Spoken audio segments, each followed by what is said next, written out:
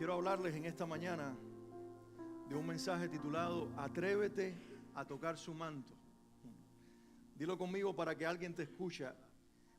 Atrévete a tocar su manto. Ya yo me imagino que al mencionar el título de esta prédica, ustedes saben qué pasaje de la Biblia vamos a estar leyendo a continuación. Y yo quiero precisamente usar el pasaje, uno de los textos paralelos de los evangelios, donde se narra la historia de esta mujer que tocó el manto de Jesús. Y quiero que ustedes me acompañen a ir a Lucas capítulo 8, versículos 43 al 48. En esos 5 versículos se está narrando la historia de esta mujer que se encontró con Jesús, que provocó un encuentro con el Señor Jesús. Lucas capítulo 8, versículos 43 al 48, y la Biblia dice: pero una mujer que padecía de flujo de sangre desde hacía 12 años y que había gastado en médicos todo cuanto tenía y por ninguno había podido ser curada, se le acercó por detrás y tocó el borde de su manto, y al instante se detuvo su flujo de sangre. Entonces Jesús dijo: ¿quién es el que me ha tocado? Y negando todos, dijo Pedro y los que con él estaban: Maestro, la multitud te aprieta y te oprime y dices: ¿quién es el que me ha tocado? Pero Jesús dijo: alguien me ha tocado, porque yo he conocido que ha salido poder de mí. Entonces, cuando la mujer vio que no había quedado oculta, vino temblando y postrándose a sus pies, le declaró delante de todo el pueblo por qué causa le había tocado y cómo al instante había sido sanada. Y él le dijo: hija, tu fe te ha salvado, ve en paz. Sé que hemos orado por diferentes motivos a lo largo de este culto, pero quiero separar un momento para orar y pedirle a Dios que nos hable con su palabra en este día. Y quiero invitarte a que inclines tu rostro un momentito. Vamos a orar, vamos a pedirle a Dios que nos hable a través de este mensaje que Él ha preparado para entregarnos en esta mañana. Padre, hoy en el nombre de Jesús, levantamos esta oración frente a tu palabra, Señor.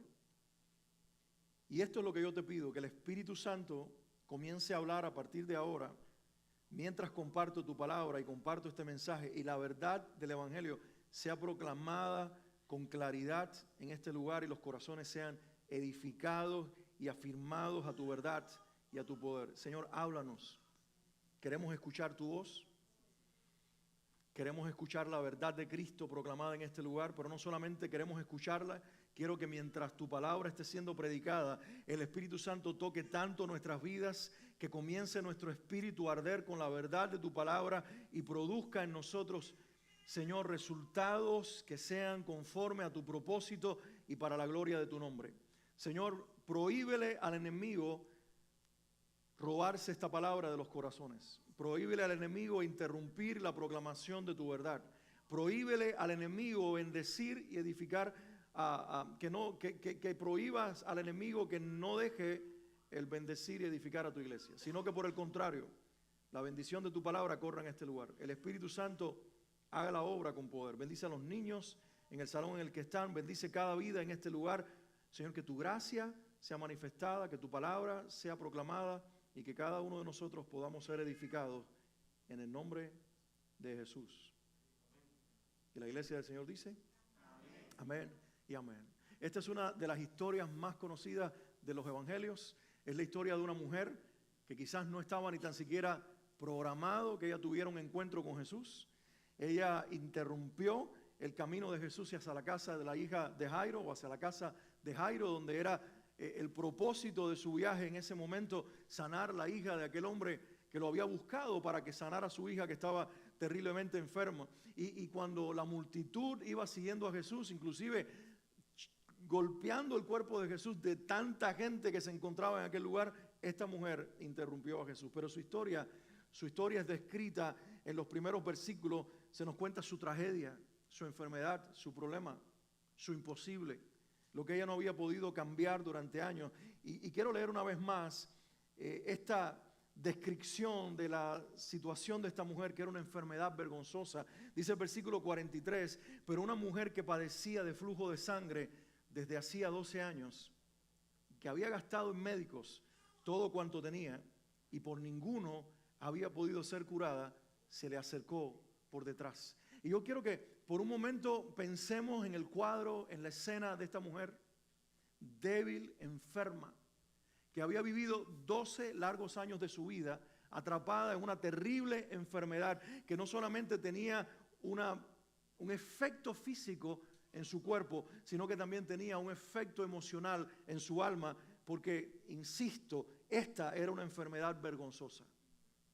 Socialmente hablando, esta mujer había sido marginada por su condición física.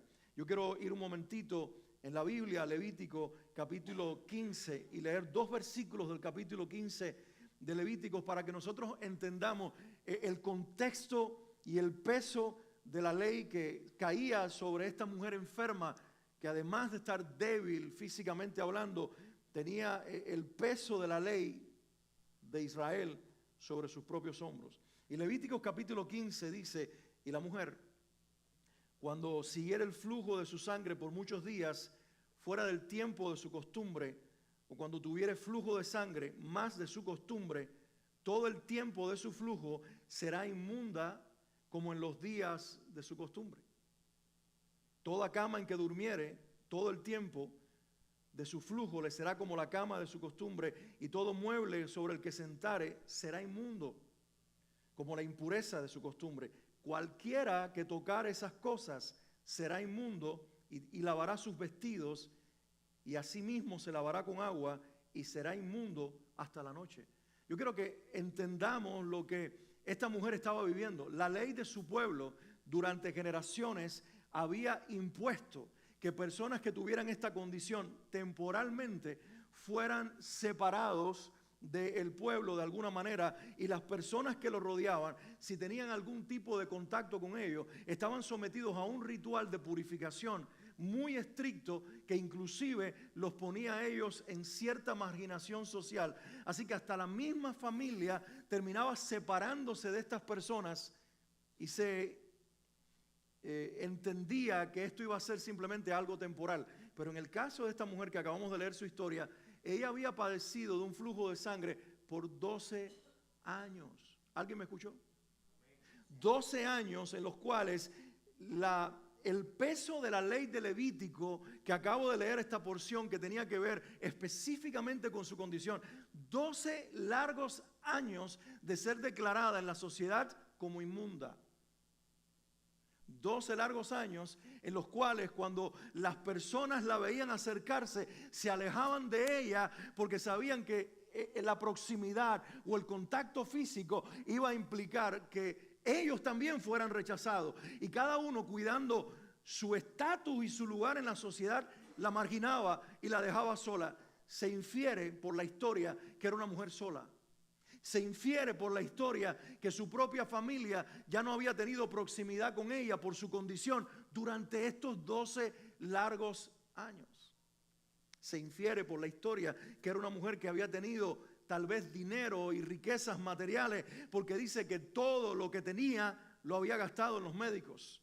Es decir, no era una mujer pobre en el momento de su enfermedad, pero sí era una mujer pobre 12 años después por causa de su enfermedad. Estamos en presencia de una mujer marginada y rechazada socialmente.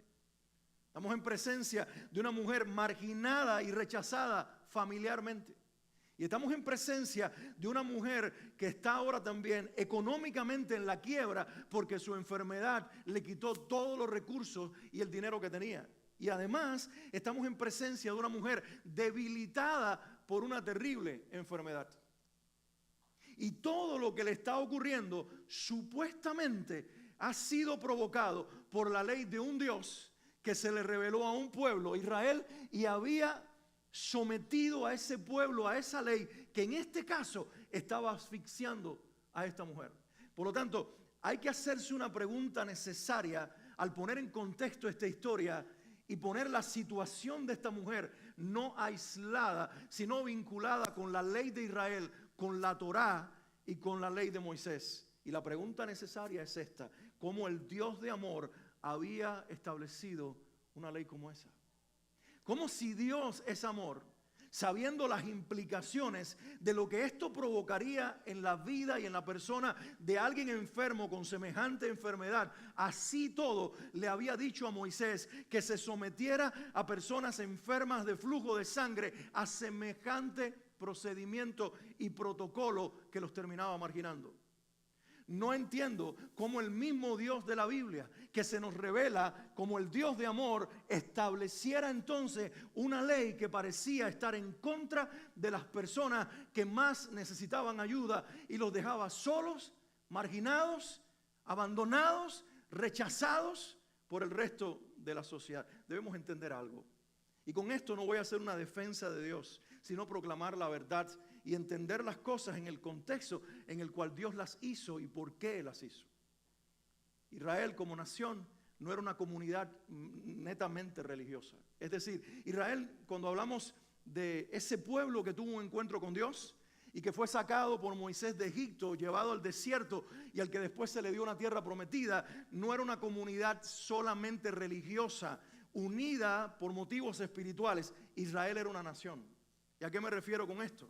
Que como toda nación tenía que someterse a leyes cívicas, a leyes morales, a leyes inclusive higiénicas y sanitarias para que comunitariamente aquella nación pudiera funcionar.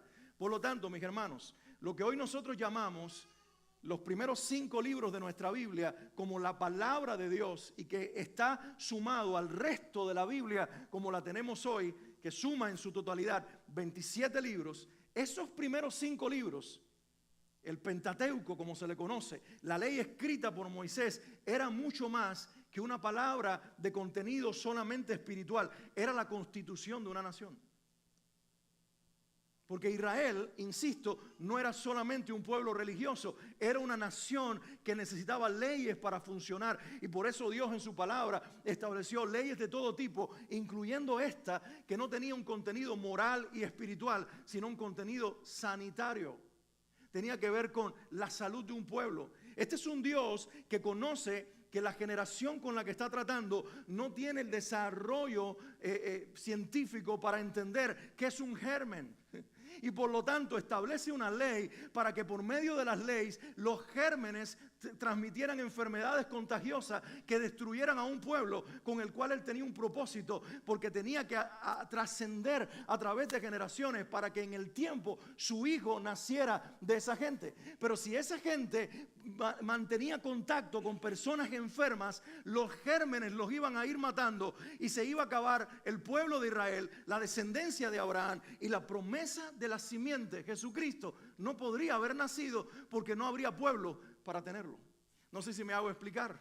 No es una ley de contenido espiritual, era una ley sanitaria. ¿Quién la convirtió en una ley espiritual? La gente, los religiosos, los hombres. No supieron separar los 10 mandamientos de las leyes sanitarias, de las leyes higiénicas, de las leyes cívicas inclusive. No pudieron entender que el mismo Dios que les estaba hablando tenía un propósito marcado, definido, específico, diferente detrás de cada grupo de leyes, y habían entonces puesto esto como una carga que en lugar de humanizar el problema, había deshumanizado la situación y marginado a las personas.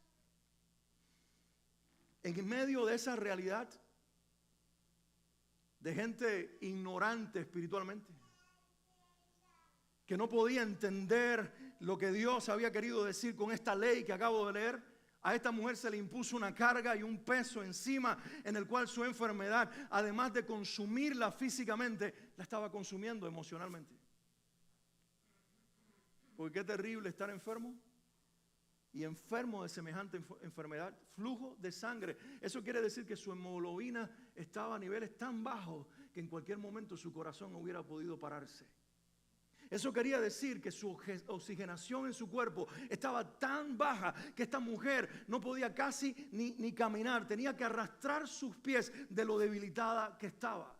Esto quiere decir que si todo su dinero lo gastó en médicos que no trajeron solución, ella no podía alimentarse lo suficiente para recuperar la sangre que perdía todos los días, y era cuestión de tiempo que esta mujer muriera. Pero encima de eso, de toda esta realidad física, se sumaba, se agolpaba, la aplastaba el que cuando intentaba acercarse a su familia le dieran la espalda y la rechazaban, porque la ley había que cumplirla antes de ser humanos. Qué terrible, ¿verdad? Ese era el verdadero problema detrás de todo esto. El verdadero problema muchas veces detrás de las situaciones que la gente vive es el corazón del ser humano, que toma para provecho personal lo que Dios dio con propósitos buenos y lo convierte en negativo y margina a las personas. Quiero que les diga algo. A veces nosotros, la iglesia, cuando lo único que tenemos para el que vive en su pecado y en su problema, llevémoslo ahora al plano espiritual y al problema del pecado, esa enfermedad que como flujo de sangre cada persona tiene en esta y en cualquier generación. Cuando lo único que la iglesia habla en relación al pecado es condenar, la iglesia solamente margina. Cuando la iglesia lo único que puede ofrecer frente al pecado de la sociedad y de cada ser humano es decirle: estás condenado porque estás pecando contra Dios, solamente margina. Y eso, por ejemplo, es lo que hicieron los religiosos de la época de Jesús cuando otra mujer fue traída delante del Señor, atrapada en el mismo acto del adulterio. ¿Recuerdan la historia? Y ellos la tomaron como señuelo, como carnada para hacer caer a Jesús. No les importaba ni la mujer, ni les importaba lo que Jesús fuera a ofrecer como respuesta. La estaban ofreciendo como una carnada y sabían que la ley los respaldaba. Una vez más, la ley los respaldaba para hacer justicia en contra del pecado. Y le dijeron: la ley dice que si una mujer es encontrada como ella en el acto mismo del adulterio, debe morir apedreada. Y entonces le dijeron: ¿qué dices tú? De ahí la célebre respuesta de Jesús, donde Él dice: si alguno está libre de pecado, que tire la primera piedra. Estamos en presencia de la ley encarnada. ¿Alguien me escuchó? Estamos en presencia de la palabra declarada a Moisés, ahora hecha vida, Jesucristo. Estamos en presencia del que Juan dice: en el principio era el verbo, y el verbo era con Dios, y el verbo era Dios. Es decir, que el contenido espiritual de la ley de Moisés y la verdad eterna detrás de las palabras que Moisés escribió en las piedras estaba ahora encarnado frente a ellos. Y en lugar de validar la ley para que se hiciera la justicia en términos humanos, el Dios que había declarado la ley ahora los confrontaba con su pecado y les decía: la ley no es para juzgar a algunos y ustedes esconderse en su hipocresía religiosa, sino que la ley es para que todos quedemos descalificados y solo pueda ser la gracia la que nos salve. Por primera vez Dios estaba encarnado y por primera vez Dios, hombre, podía explicar como nadie por qué la ley había sido dada. No para matar, sino para frustrar y para hacer que el hombre fracasado cayera de rodillas y dijera: no me puede salvar nadie, no puedo cumplir la ley, estoy perdido. Y la gracia apareciera, y el perdón apareciera, y la misericordia apareciera, y Dios le dijera: precisamente de eso se trata, de que te humilles para que yo pueda perdonarte, para que yo pueda ofrecerte mi divina solución. No un método, no una religión, no un proceso, una persona: Jesucristo. Jesucristo. Pero mis hermanos, esta mujer en esta historia tenía una enfermedad que la Biblia dice que fue de largos 12 años. Quiere decir que era una enfermedad persistente. 12 años de flujo de sangre.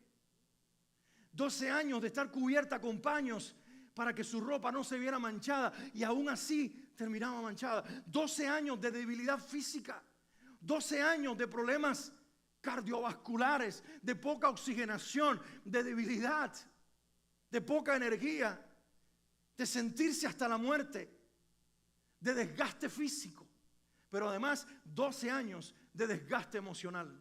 Porque las enfermedades desgastan la mente y desgastan el alma. Las personas enfermas se preocupan cuando sienten el efecto de la enfermedad en su cuerpo. Y no podemos separar lo que siente el cuerpo de lo que siente el alma, porque no son dos entes separados. El espíritu, el alma y el cuerpo de una persona es un todo. Y cuando se afecta una parte, se afecta a todo. Esta mujer estaba desgastada física y emocionalmente, y encima de eso, en estos 12 largos años de esta persistente enfermedad, había sufrido demasiadas decepciones y demasiados fracasos. Quizás algunos de ustedes se identifiquen con eso. Tal vez no por padecimientos físicos, o tal vez sí por padecimientos físicos, pero tal vez quizás por situaciones en que ustedes han quedado marginados, malentendidos, señalados, criticados, traicionados, decepcionados, y han vivido el fracaso de ser abandonados en tus peores momentos por las personas que a lo mejor pensaban que eran las más cercanas, tu familia, tus seres queridos, los que creían que en ese momento te podían abrazar y te podían decir: estoy contigo en este hoyo y te voy a acompañar hasta que salgas. A lo mejor te dejaron y te sientes como esta mujer, sola, abandonada, sin recursos, en medio de una crisis emocional, física, y además ahora dice la Biblia que también financiera, porque había gastado todo lo que tenía intentando que los doctores, incluyo los curanderos, la sanaran. Y quizás ustedes puedan pensar junto conmigo que frente a esta realidad esta mujer estaba vencida, que frente a esta realidad esta mujer sencillamente estaba dejándose morir. Pero sabes, la historia nos muestra a una mujer que todavía 12 años después, con un cuerpo desgastado y extremadamente débil, con las miradas de todos encima y los dedos señaladores de todos que le decían: no te acerques, no te atrevas, todavía esta mujer tenía una fe valiente. Alguien diga conmigo: una fe valiente. Una fe que no murió con el problema y la enfermedad. Una fe que no estaba falleciendo junto con ella. Una fe que por alguna razón inexplicable estaba vibrante, todavía llena de esperanza de que la solución, aunque tardara, llegaría. Esta mujer fue tan valiente en su fe y en su creer que cuando vio a Jesús o le dijeron que Él estaba en aquel lugar, no le importó correr el riesgo de que la mataran en el intento. Porque ella iba a romper la ley de su pueblo. Ella iba a tocar a la gente para poder tocar a Jesús. Ella se iba a meter en una multitud donde intencionalmente iba a tener contacto físico uno tras otro, y cada vez que su cuerpo tocaba a otra persona, el peso de la ley caería sobre ella, y ella posiblemente antes de llegar a Jesús estaría muerta, y no por la enfermedad, sino porque la misma gente terminaría matando a esta inmunda que merecía morir bajo la justicia de ellos porque había quebrado la ley.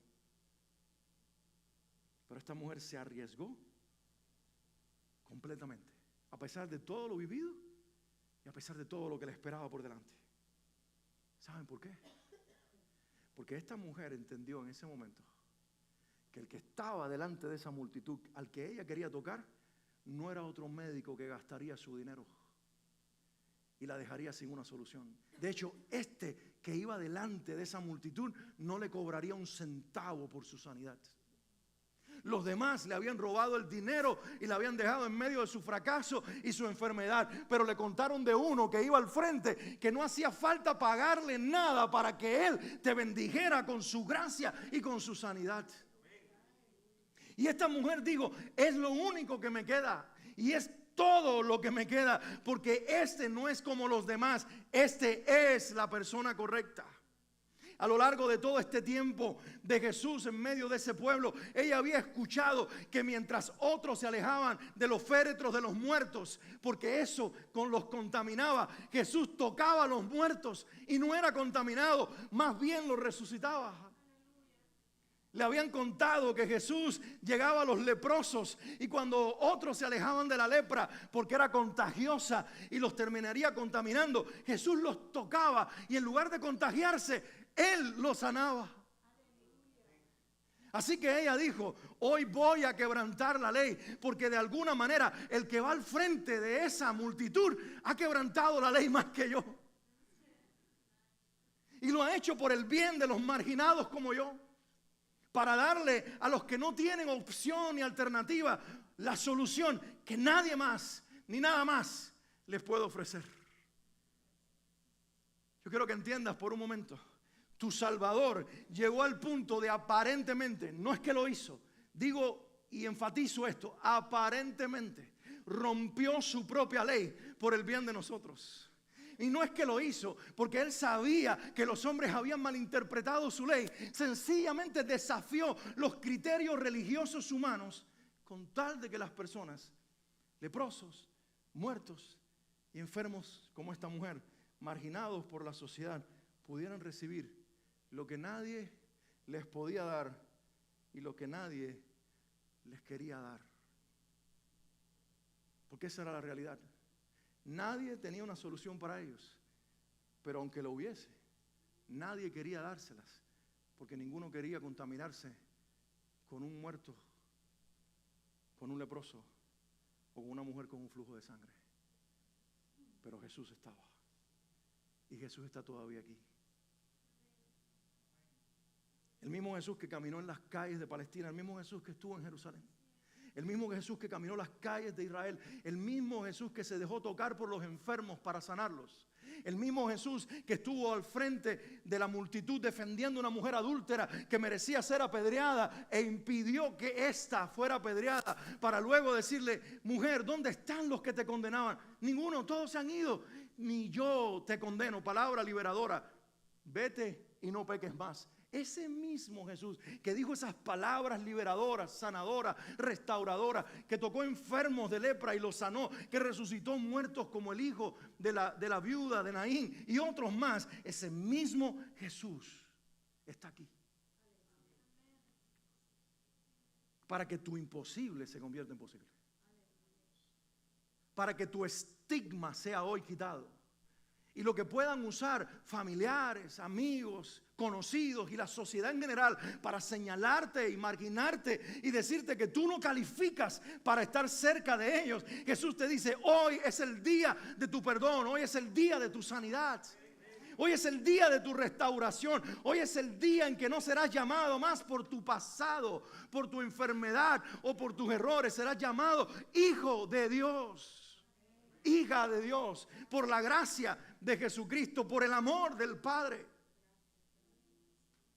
Porque su sangre fue derramada no en vano, su sangre fue derramada para que cada uno que se acerca, como esta mujer lo hizo en fe y en fe valiente, reciba la gracia y el poder de Dios. Si alguien lo cree, diga un amén que valga la pena.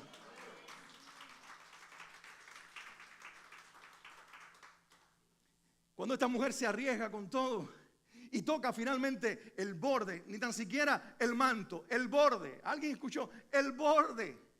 Hay veces que no alcanzas a tocar todo de Jesús, pero simplemente la punta del borde de su manto tocó esta mujer y fue suficiente para que de él saliera poder. Porque no fue lo que tocó, sino cómo lo tocó. Y cuando ella tocó de la manera que tocó el manto de Jesús, él se detuvo. Y hace esta pregunta que parecía ilógica, irracional. ¿Quién me ha tocado? Y dice que hubo un silencio y cada persona que él miraba y preguntaba, ¿quién me ha tocado? Asustados como para no decirle, ¿estás loco? Le decían, yo no fui. Y yo no fui. Y yo tampoco. Que yo no fui, decía otro. Yo tampoco, no. Y cada uno decía, está loco, lo tocamos todos. Hasta que Pedro, que siempre decía lo que había que decir y a veces lo que no había que decir. Pero esta vez digo lo que había que decir, le digo, maestro, ¿cómo es que estás preguntando que todos que quién te ha tocado? Señor, ¿tú no te das cuenta que estamos apretados en esta multitud? Que aunque no querramos, todos los que estamos próximos a ti, ¿te estamos tocando? Definitivamente fue más de uno el que te tocó.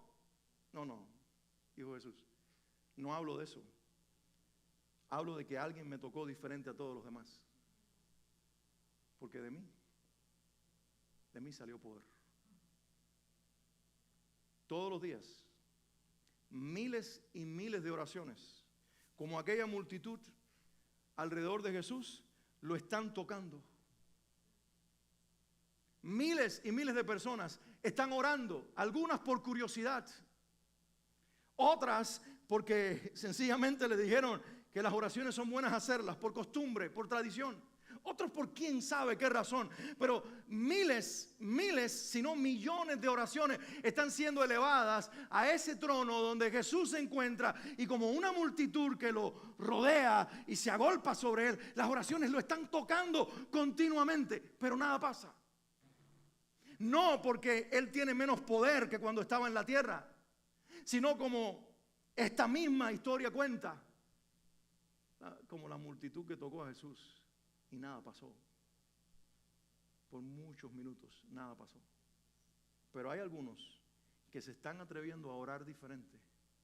Y cuando su oración sale de un corazón que no tiene más alternativa que Dios, y ora con el corazón desgarrado pero llena de fe, y oran con el corazón roto pero llenos de fe en esa persona que los está escuchando, es como aquella mujer que tocó el borde del manto de Jesús. Esta oración no pasará desapercibida. Esta oración no se quedará en silencio el que la escucha a Dios, sino que Jesús, tu Salvador, volverá a hacer un milagro sobre la vida de los que oran como aquella mujer tocó, y saldrá poder de él. Esa es la diferencia. Esa es la diferencia. ¿Cuántas de nuestras oraciones son por costumbre? ¿Cuántas de las comidas que agradecemos es porque tenemos que hacerlo, pero en realidad lo que queremos es comer y nos paramos en nuestra tradición? Gracias por estos alimentos, pero ¿cuántos hacemos que salga poder de provisión para la próxima comida, cuando de nuestro corazón hay una verdadera gratitud al orar por el alimento de hoy? ¿Cuántas de nuestras oraciones en la noche son simplemente por miedo a que nos venga una pesadilla o a que vengan a asaltar nuestra casa, y no por gratitud de saber que hay un Dios que cuida nuestras vidas y vamos a hacer que salga poder de Él para proteger nuestra familia, porque estamos profundamente agradecidos al que oramos? ¿Cuántas oraciones de la mañana sencillamente son de carrera, de carretilla? Gracias, Señor, por este día.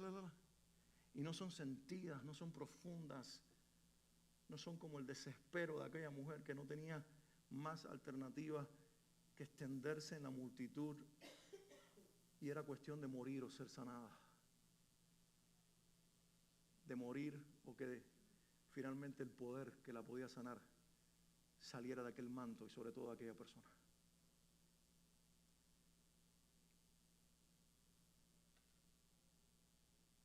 ¿Sabes cuál es el poder más grande detrás de la oración de esta mujer? Es que esta mujer no tocó solamente a Jesús para ser sanada.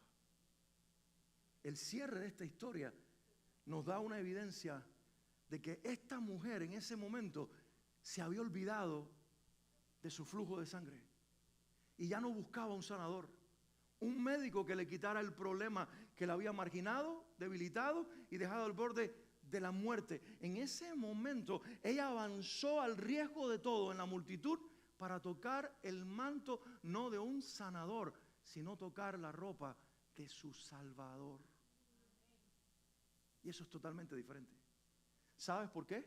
Porque en ese momento, mientras muchos seguían a Jesús por curiosidad o por sus milagros, esta mujer está siguiendo a Jesús porque sus ojos fueron abiertos y descubrió en él a su Salvador eterno. ¿Y de dónde tú sacas esa conclusión? Cuando ella sale y se descubre y se da cuenta de que no puede seguir oculta y viene delante de Jesús y confiesa: yo te he tocado, Señor. Mira las palabras que salen de la boca de Jesús, refiriéndose a ella y hablándole directamente. Jesús le dijo: hija, tu fe te ha salvado, ve en paz. Y me encanta lo primero que dices: hija. Dios solamente llama hijos a los que creen en el Hijo.